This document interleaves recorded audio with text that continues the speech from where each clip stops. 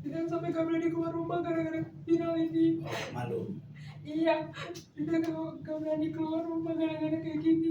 Terus beberapa pekerjaan yang ada nge-share ke Frida. Dia bilang, ini bener kamu ya? Itu maksudnya. Ini bukannya ini mau itikat baik ininya. Sama dia. Saya minta Dennis sebaiknya cabutlah laporan itu. Masa gara-gara segini sampai orang tuanya dari kampung datang.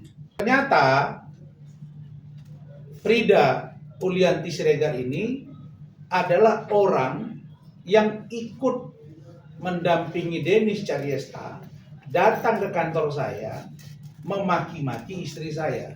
Dan biar saudara Frida yang akan menjelaskan, memaparkan tahun berapa mulai kerja, kenapa resign, kenapa sampai dituduh menggelapkan uang, kenapa dia melakukannya, pertimbangannya apa, alasannya apa. Silakan. Silakan. Saya pertama-tama saya sebenarnya sudah meminta maaf sama Bu Denis langsung juga, sama Ibu juga. Yang kencang suaranya. Pertama-tama saya sudah minta maaf juga ke dia. Jadi saya ada mau itikat baik juga tadinya, pengen udah nggak usah dilanjutin lagi. Jadi saya mau jelasin dulu. Pertama kali saya kerja di situ 2022, saya diangkat jadi asistennya dia. 2022 saya bekerja seperti biasa. Pekerjaan saya itu job desk-nya itu pagi-pagi saya datang harus ngepost, terus habis itu saya ikut dia kalau keluar di Instagram sebut ya. Iya, ngepost di sosmednya dia, sosmed pribadinya, karena sosmed pribadinya itu dipercayakan sama saya. Jadi semuanya itu yang ngepost itu kadang dia. Jadi kalau misalkan dia belum bangun, mungkin saya yang ngepost gitu.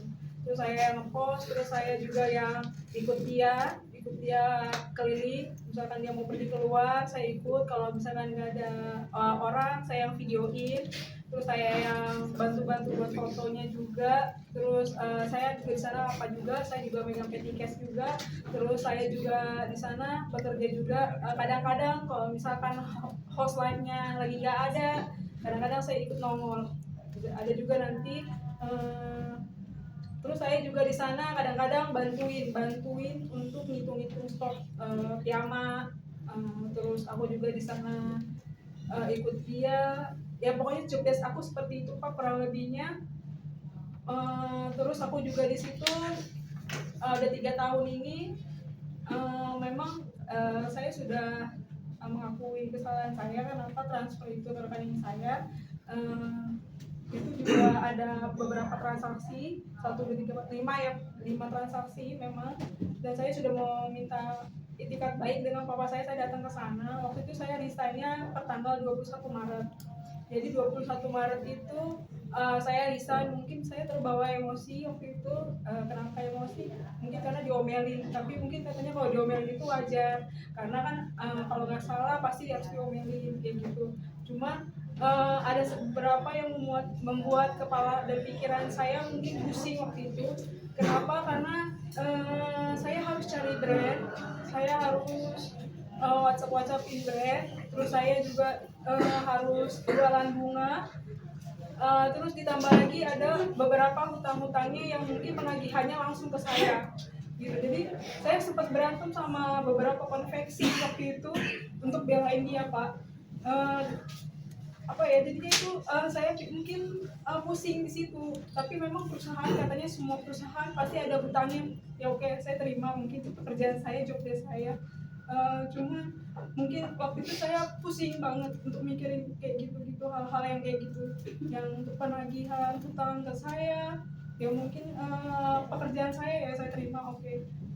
Dari situ saya mengajukan resign melalui lisan di WhatsApp. Saya senang mendengarkan. Di WhatsApp saya mengajukan resign. Memang saya tidak datang ke sana. Mungkin karena saya tidak waktu itu masih terbawa emosi. Saya nggak datang ke sana. Terus tiba-tiba malam-malam timnya ada WhatsApp saya, minta listin dong apa aja yang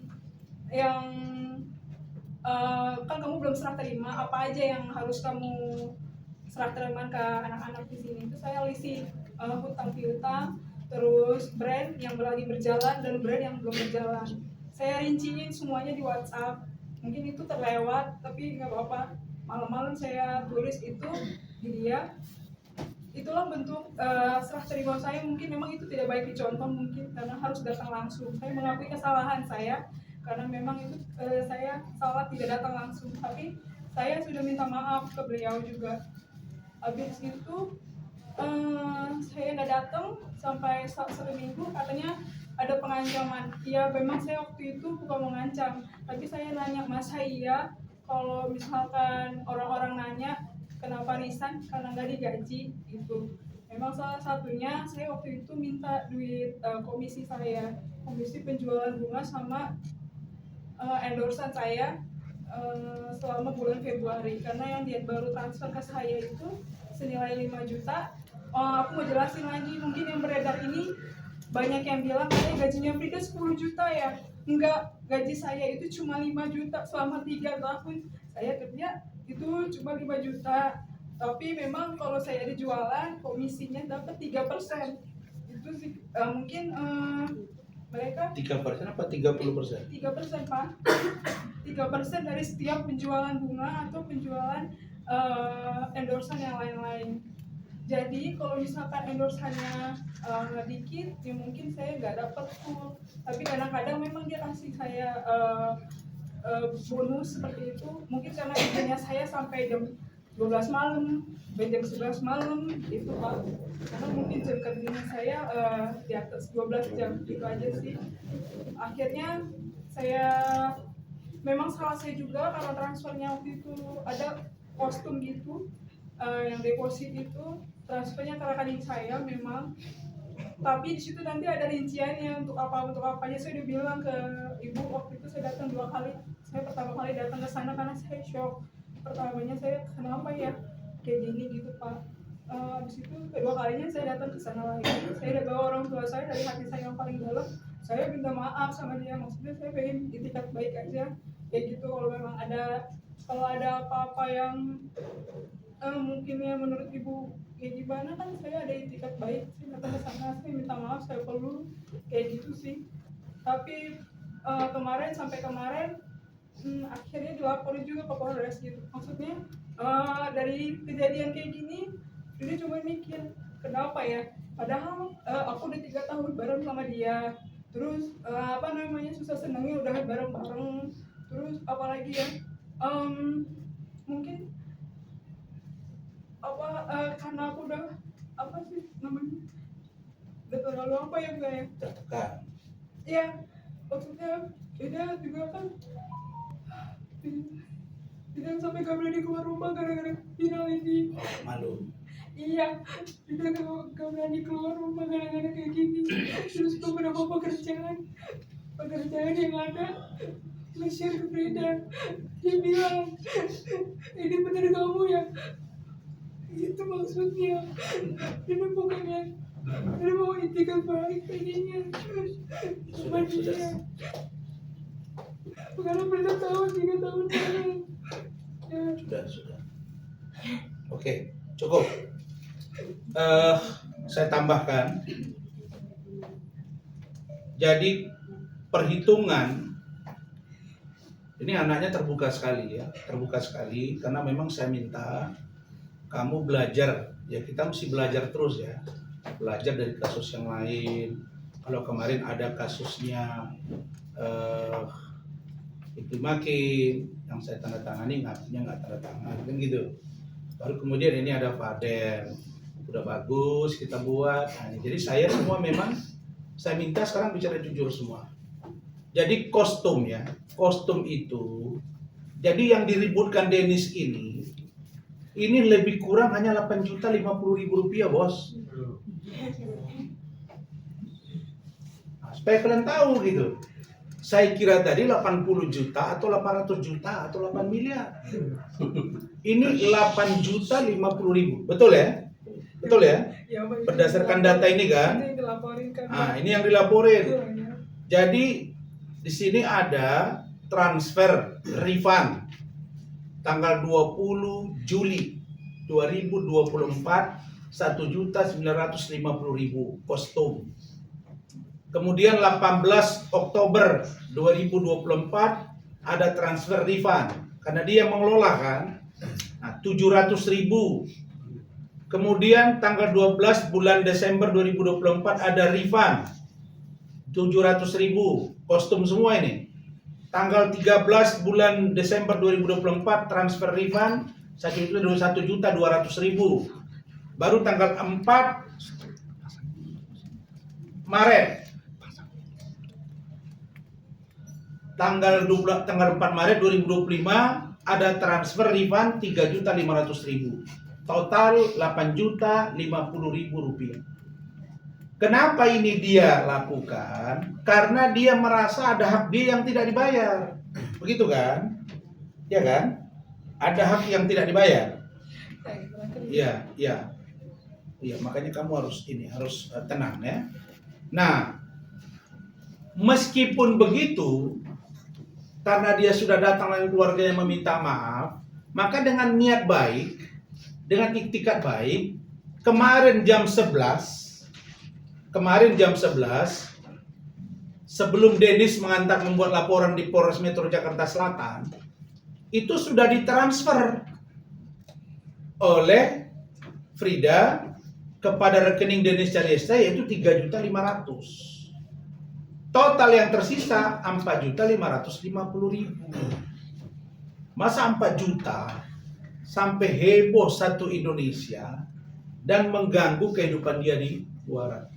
Dulu kamu Dennis bilang-bilang, saya ini tidak perhatian sama karyawan, menelantarkan karyawan, dan seluruh karyawan itu tidak satu pun yang tidak datang ke saya minta maaf.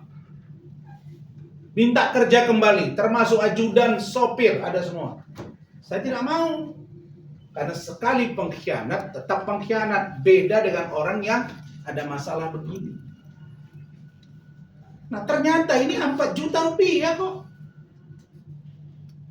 Kalau memang kemarin menganggap ini besar sekali sehingga terganggu. Karena kalau dari bahasa dia saya lihat, nanti akan ketahuan. Berapa semua jumlahnya. Ada di sini. Mana dokumen kamu itu? Nah, ada semua dokumennya. Kan katanya nanti di rekening koran akan ketahuan. Gua yang capek, dia yang kaya. Kan begitu. Bagaimana mau kaya 8 juta? Sudah bayar 3.500.000. 4 juta dapat apa? Makanya kalau kita membranding diri kita seolah-olah kita orang paling bersih, orang paling baik, paling perhatian. Faktanya begini. Anak ini bicara sendiri. Saya mohon maaf ya Pak. Saya yang ikut kemarin dengan Bu Dennis. Saya mohon maaf ya Bu. Saya yang WA Ibu. Kita memaklumi. Nah, meski sudah dikembalikan, dia punya hak juga menurut dia nih. Gaji yang baru ditransfer itu baru 5 juta ya. 5 juta. Sisa komisi yang belum ditransfer, komisi kamu kan, yang 3% itu kan, sisa komisi yang belum ditransfer oleh Dennis 7.800.000. Kalau 7.800.000 dikurang 4.550.000, dapatnya berapa? Siapa sebenarnya yang rugi di persoalan ini? Dennis atau Frida? Tak hebohnya satu Indonesia. Kemudian bulan Maret 2025 Frida ini kerja sampai tanggal 21 Maret, 16 hari kerja belum dibayar. Belum kan? Belum. Lah saya dulu sampai datang ke Medan ke rumah saya, ngirim surat ke kantor saya, katanya saya nggak bayar gaji mantan aspri saya. Ada 14 hari kerja. Lah, ini 16 hari kerja. Jadi Tuhan itu Maha Adil. Sehingga terbuka semuanya. Nah, kemudian setelah dia merasa dia nggak nyaman dong, ini kok janjinya saya dapat fee, kok nggak dikasih. Nah, sampai saya tanya, itu handphone katanya kamu dibelikan 10 juta. Betul ya? iPhone 13 ya?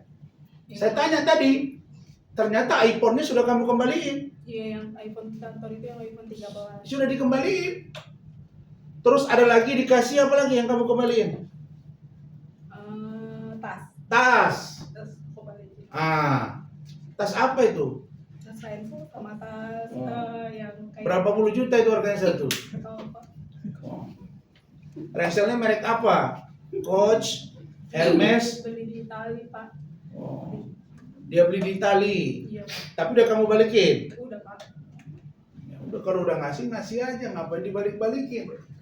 Kita nggak pernah begitu-gitu. Jadi intinya teman-teman penegak hukum, kami akan hadapi, kami akan jalani proses hukum ini. Begitu ya Frida ya. Iya, Pak. Tapi lewat kesempatan ini saya minta Dennis sebaiknya cabut laporan itu. Masa gara-gara segini sampai orang tuanya dari kampung datang. Kan sudah 3 tahun bareng kau.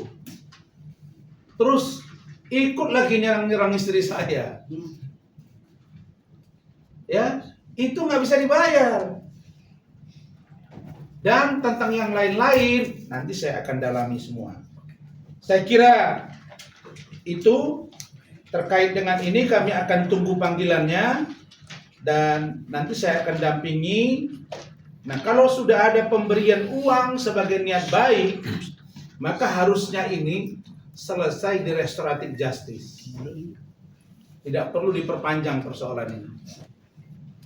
Supaya dana-dana itu ada segini tadi, print out dari rekening koran, dan jumlahnya tetap segini kan? Iya, Pak. Nah, kalau melihat banyaknya tadi, saya kira tadi 20 miliar gitu kan. Nah, ternyata 4.550.000 bro. Barangkali itu, nah Frida Ulianti Siregar. Frida Ulianti Siregar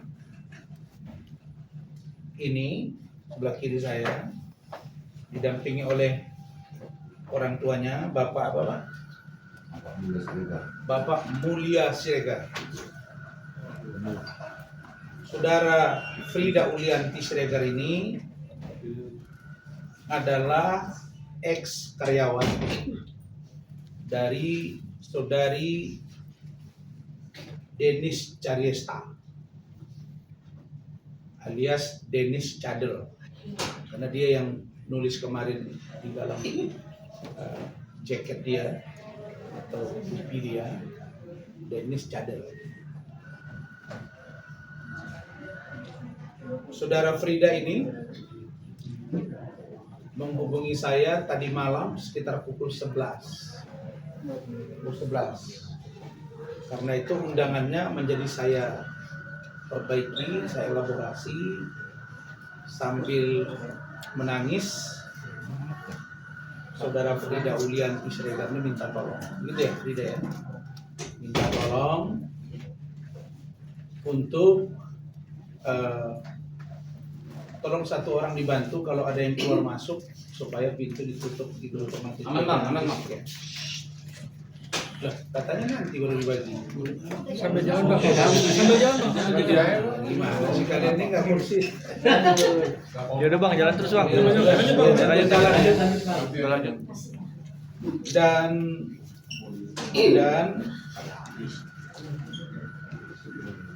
Frida Ulianti ini bercerita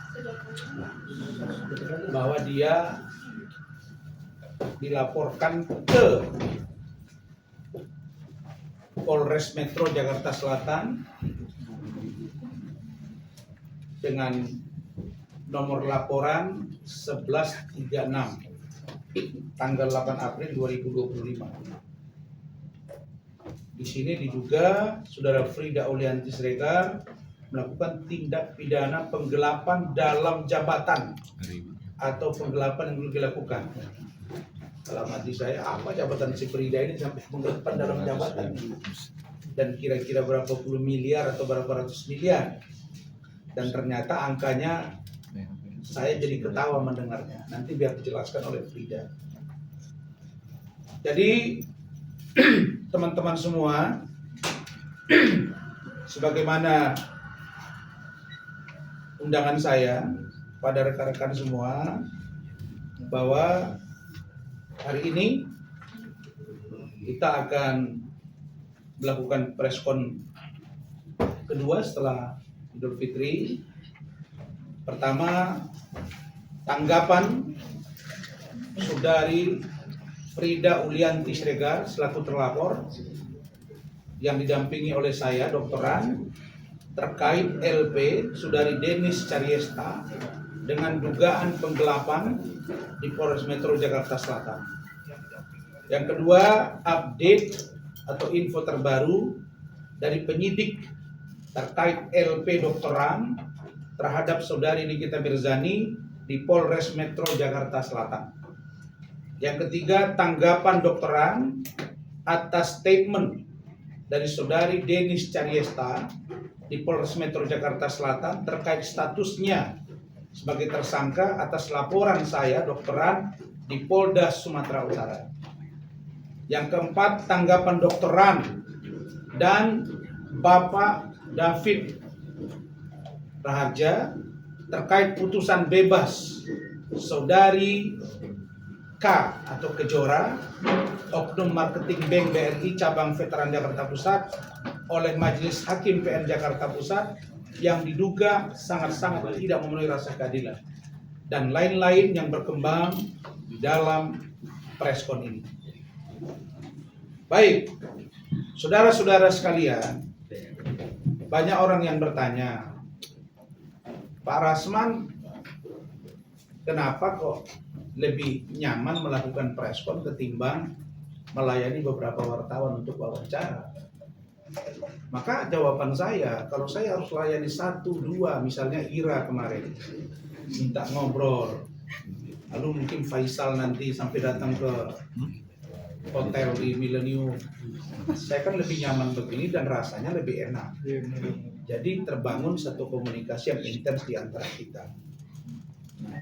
Jadi gunanya apa? Supaya seluruhnya bisa di-cover dengan baik dan disampaikan secara komprehensif.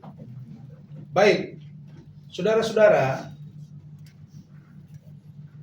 sebelumnya juga kemarin sudah saya perkenalkan Saudari Rostina selaku Wakil Managing Partner di Ranglofong menggantikan Saudara Aufar Alwafi Sembiring yang akan bertugas menjadi salah satu staf khusus Wali Kota Binjai di Provinsi Sumatera Utara. Saudara-saudara, saya memang beberapa hari yang lalu sudah melihat di beranda handphone saya di beberapa statement yang muncul di YouTube tentang adanya sosok seseorang yang bernama Frida Ulianti Siregar. Bahkan saya melihat Frida ini, belum ketemu saya tuh ya, Frida ini datang ke kediaman Denis, begitu ya. Kemudian pintu dalam keadaan digembok, kemudian Denis datang, ya kalau nggak salah, nanti kalau salah dikoreksi ya, dibuka, lalu kemudian di situ terjadi perdebatan bahwa kamu kenapa datang, begitu ya. Saya up dulu ke media baru kamu datang, kata dia.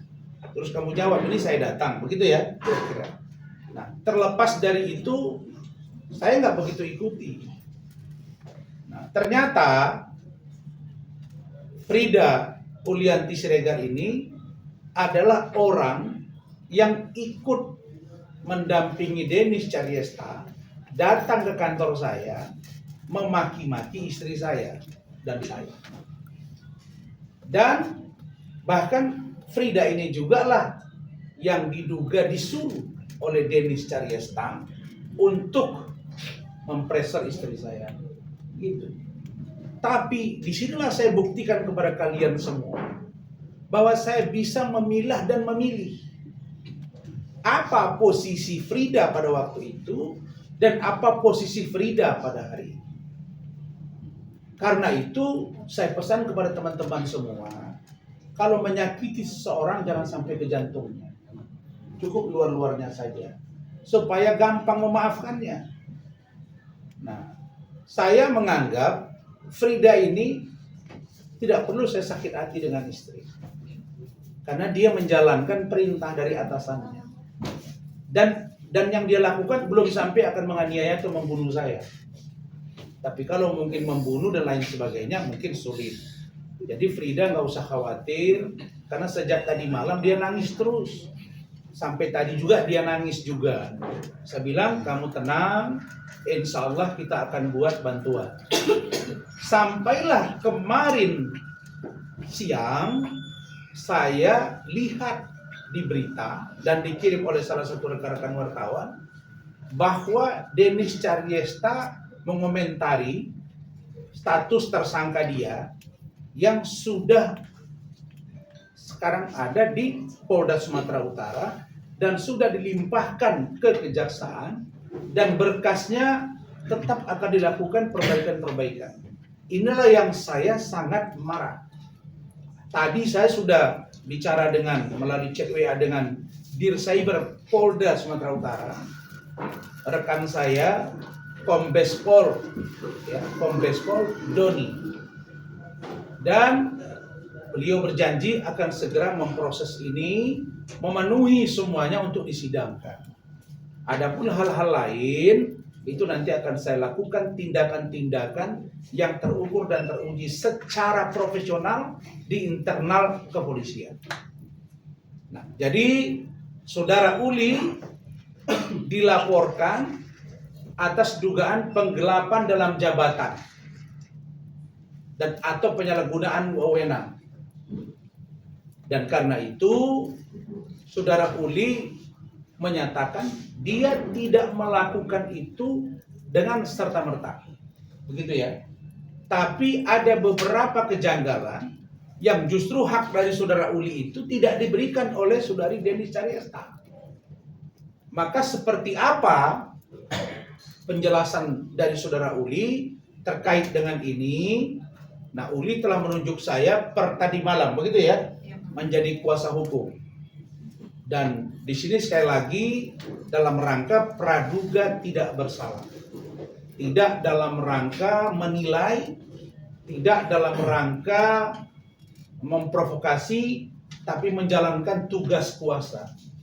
Saking mendesaknya tadi malam, surat kuasa ini diketik melalui WA ke saya, kemudian dibuat voice note, betul ya? Menunjuk saya. Saya tahu kekhawatiran dia ini, mungkin dia pikir Bang Rasman nggak mungkin mau bantu saya, karena dia mungkin merasa bersalah sudah WA istri saya, ikut ke kantor. Tapi saya tidak seperti itu. Dan saya hubungi secara fair klien kami Pak David, ya Pak David ya. Pak David, ini ada satu saya tambahkan, minta pengertiannya, dan orang susah kita bantu. Bayangin Bapak ini susah apa kerja Pak? Sehari-hari Pak? Tani. Di daerah Bogor. Di Sumatera. Oh, Nusa. oh Bapak tinggal di sana? Iya. Sekarang ini tadi di sini. Pulang ke kampung? Oke. Nah, untuk ini saya akan tambahkan nanti penjelasan hukumnya seperti apa, dan